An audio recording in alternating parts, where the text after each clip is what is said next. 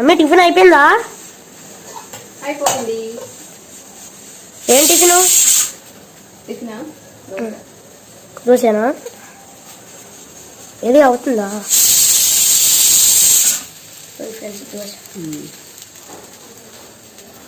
నువ్వే ఇప్పుడు దోశ ఆపుతుండు, టీ తాగుతున్నావా?